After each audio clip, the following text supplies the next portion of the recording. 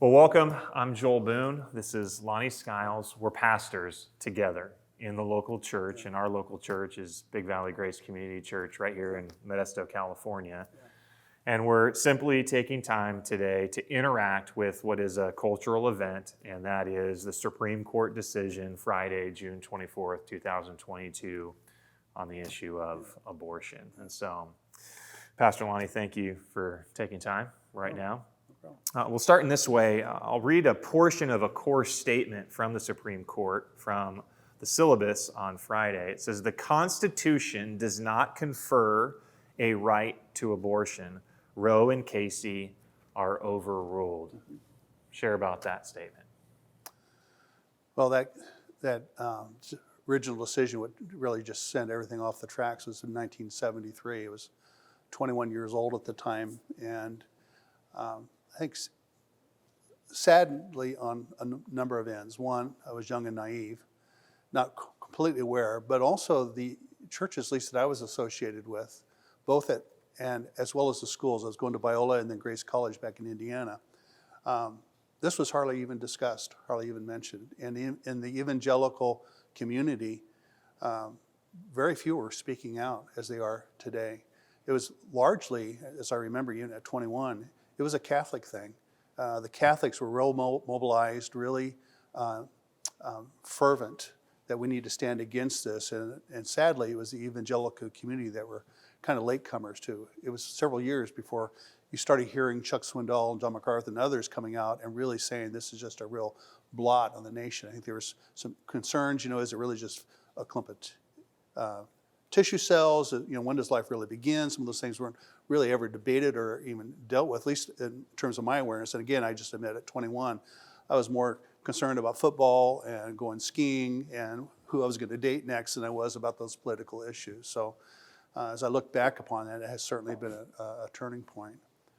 But as I became older, I became much more aware. And it was in the early 80s when I was on staff here at Big Valley that I was invited to go down to Planned Parenthood, and I even took David Seifert, Pastor David Seifert, who was a pastor at that time, and we were on the sidewalk, did some sidewalk counseling, and it was really through some of those early experiences, and as well as things were starting to come to light as what was really going on there off at Coffee Road. What does it mean?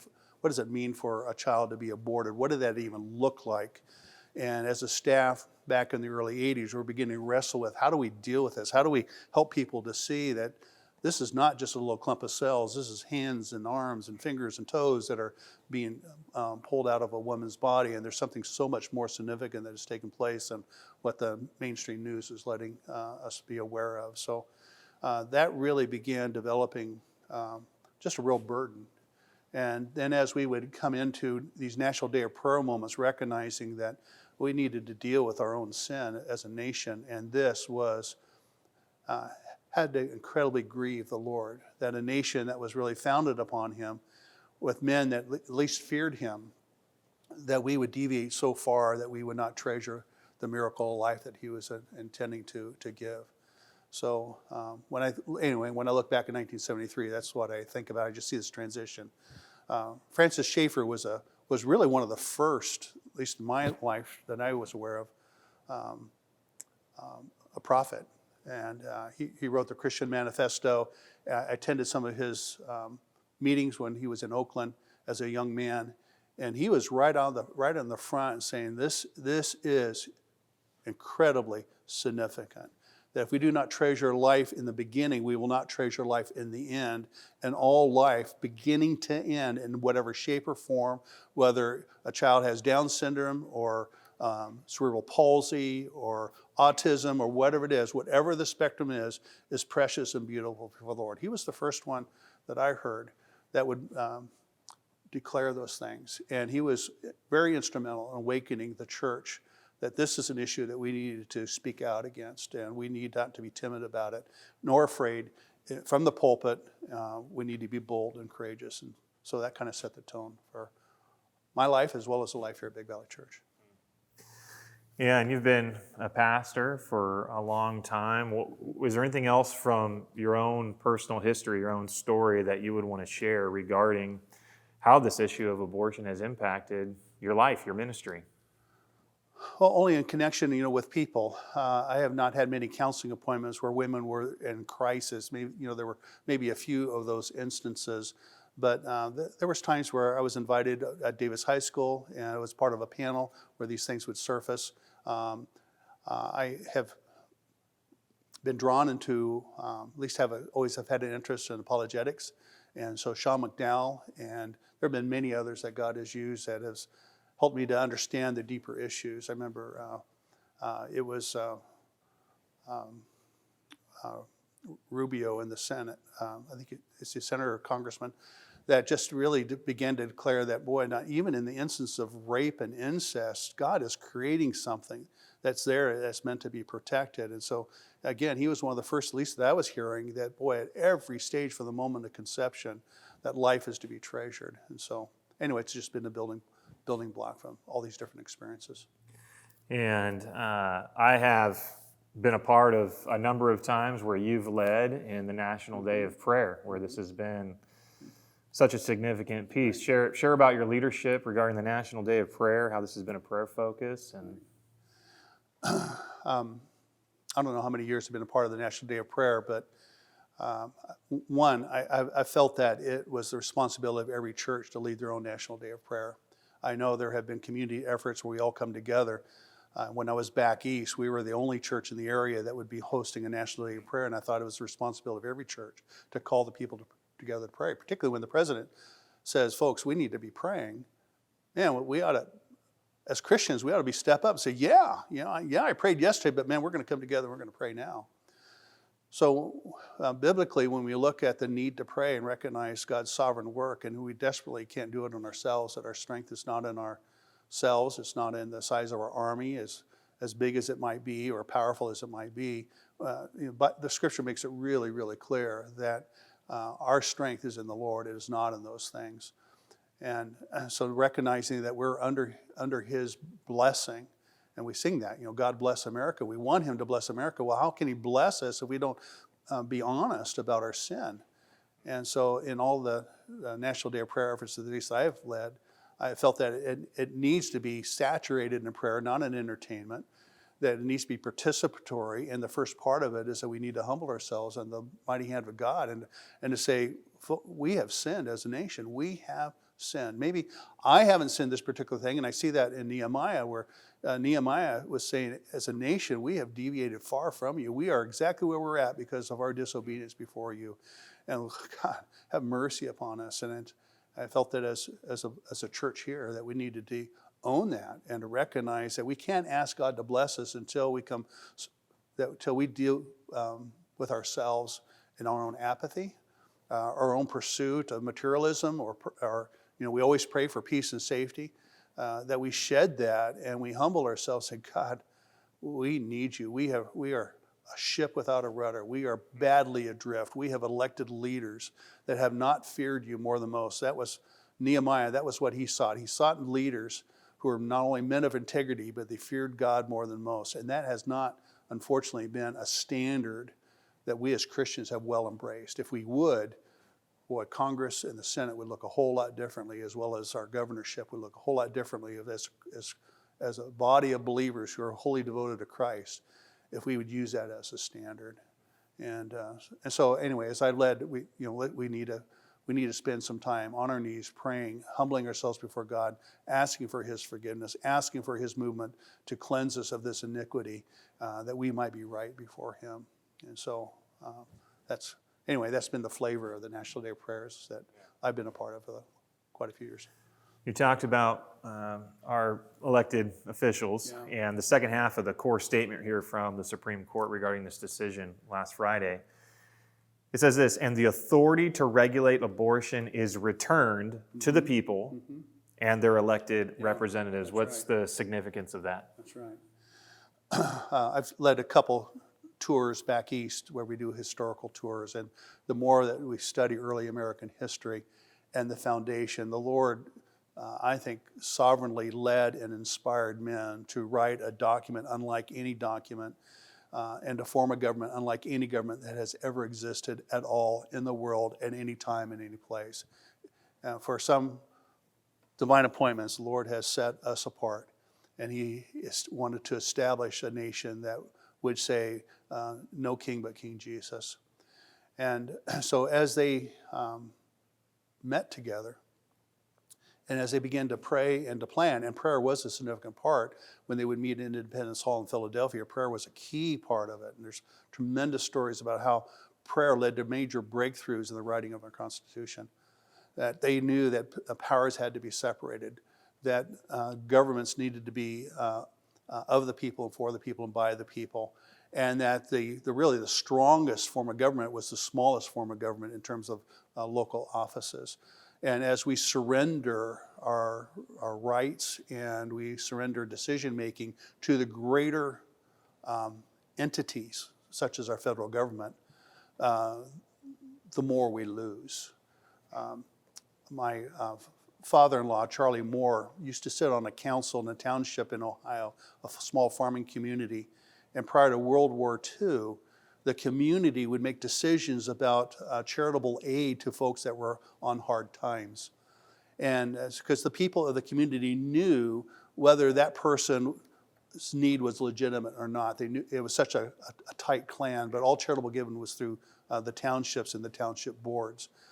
That was removed from them. It was removed even from our community, where now, in our even our own county, a caseworker has hundreds and hundreds and hundreds of cases they can't begin to process or to assess well what those needs are. And so the intent of the founders was always to keep government small, not big. And so this was a significant turning point, where really one of the first times the Supreme Court says, this is not within us to do. This needs to go back to the people. We have no business making up laws. We should not be an extra arm of the legislature. We're here to interpret laws in light of the Constitution. We don't need a dozen people or more to make these decisions. But we need to back out of this. There's not many times the government says we need to back out, and they did here. And that was a significant turning point. And they put it back in the realm of the states where it really belongs. And we need to pray for our own state. Yeah, man, our state is so morally lost. I'm praying that God would bring some radical changes in our state government. God raises men up and he puts people down. And he can do that even when it seems like that could never, ever happen. And that's what I'm praying, that God will do that in this next election. He will surprise us. But it will take a movement of the Holy Spirit, the movement of God's people, for that to ever happen. But nothing's impossible with God. And while our governor feels very secure, the Lord can easily take him out and put in someone else that would fear God and would lead us in a more righteous. And that's how I'm praying. So good decision on their part. That was really, in my mind, part of the great significance, was not only recognizing there's no constitutional right, but it really belongs in local government. What would be the encouragement for the body of Christ, for us? This decision has been made last Friday, and now here we are, and we're moving forward. Well, what would be the encouragement you'd give to the family of God? How do we need to be thinking? How do we need to be acting right now?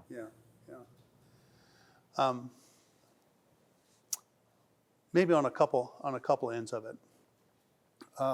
One, just on a political basis, I think the issue of life and how we understand life shapes our worldview, and also speaks to our understanding of who God is and our understanding of who we are before him. And in saying that, I think it's imperative that we have people on our school board who treasure life. I think it's imperative for those who are elected to you name it, the mayorship, the city council, town board supervisors, all the elected places, the coroner, the sheriff. And I know that if we were to ask them, what is your view of life as to when the life begins, or maybe even ask them what a woman is, they'll probably say, I don't know, or that's not my prerogative to say. I would say it absolutely is. If you cannot answer that question, and if you cannot stand up for the issues of life, you have no business representing us in whatever those capacities are. I think that bar should be that high. If they have a poor view of life, even in the womb, they're going to have a poor view of life in every other instance. And these things are significant. A person who becomes a mayor, sometimes becomes a assemblyman, sometimes becomes a senate, and we need to cut it off at the root. So we ought not be surprised when we have tolerated it, even within our local community, that what ends up in Sacramento is something that grieves God's heart. So I think that's a bar that we should have for any elected offices, that they should be able to answer that question. And if you have someone that's timid and afraid, they have no business being in government. We want bold men and women, again, who are not only people of integrity, we want that, but also that they fear God more than most. Doesn't mean they have to be a member of Big Valley Church, but they need to have a high view of who God is and where they stand before him. I think that is number two. That's right there at the top. But on a personal level, conception is an incredible gift from God. It is an absolute work of wonder and a miracle that we should stand in awe of.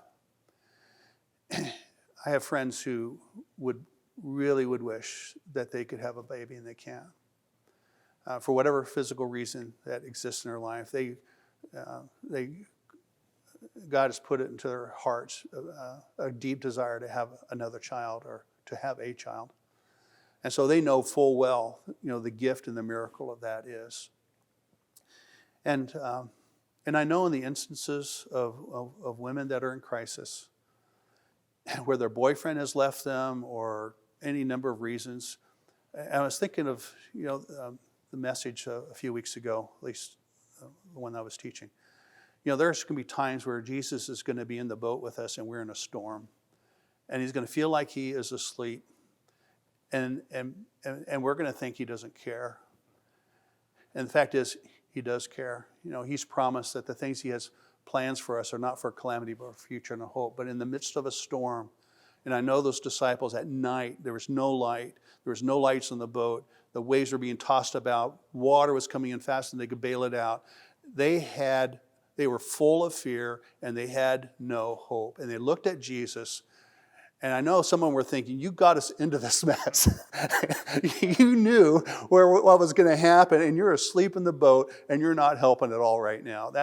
And sometimes we feel that way. And I can see a woman in crisis can't see what tomorrow might bring.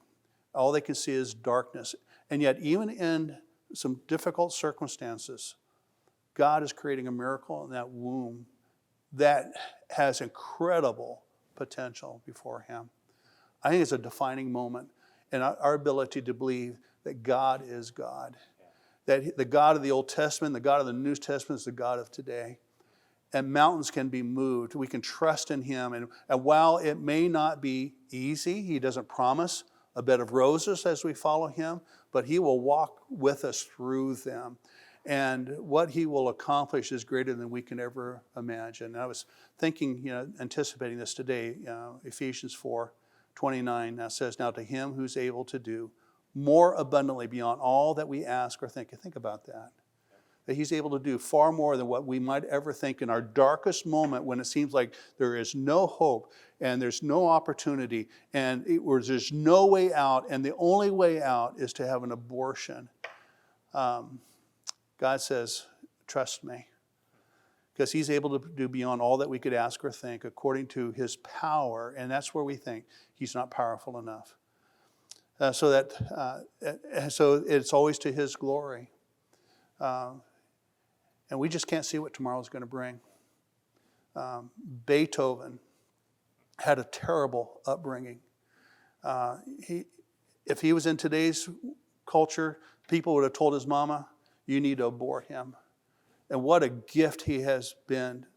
I mean, he's long gone now, but God's work through his life still touches lives today in the music that he created. And I wonder what we have missed because we did not believe that God is God. That he, in his great power, is able to take a single young woman who has no hope and when she puts her trust in the Lord, saying, Lord, I know that while I can't see tomorrow, you do. I know that your future for me is not dark, it's bright. I know that you'll be my provider and my protector. Lord, I'm going to trust you. And I ask you to lead me. Lord, lead me, provide for me. And maybe it is to give my child to another couple who's been wanting a child. Maybe that's my destiny, my purpose here. But Lord, I don't want to do a thing that you don't want. the enemy is so good at what he does. He loves to deceive. He loves to spoil. And abortion is not ever an answer. It brings a lifetime of hurt and a lifetime of regret. And we see that in our counseling, where women wish they could go back. They wish they could make a different decision. And God is a healer. There's no question about it. He can take us wherever we're at, and He can bring us to new ground and new things. But boy, He calls us all the time. Trust me, trust me, trust me. I know what I'm doing. This child that's developing you is not an accident. If I didn't want that embryo to be developed and fertilized, I would not have allowed that to have happened. But I am joining this thing together. I am making this thing happen because of a plan that I have. If you'll trust me, you'll stand in awe of who I am and what I can do. And I hope that this will be a trigger to many of those kind of stories where various ladies can say, man, I was in a dark, dark moment, but God shined through. And my son or my daughter here is an incredible testimony of how God works. And I'm going to share with you my story that you too might have hope. And I know that's what God wants to do. So that would be my encouragement to our church. Thank you. So trust in the Lord. Incredible. Pastor Lonnie, thank you for taking the time to interact with the scriptures, Sure. how we can think biblically regarding these cultural events. Thank you for being with us also. And I'll close with this thought. You mentioned a few times, really just going back to the starting point of who God is, going back to the starting point of who God is and what He has done. So I want to close with this all the way back to the beginning of the scriptures in Genesis chapter 1, verse 27. It says, "So God created man in His own image. In the image of God, He created him, male and female. He created them." I am thankful that we have the image of God on our lives. That's right. So thanks for being with us. Thank you.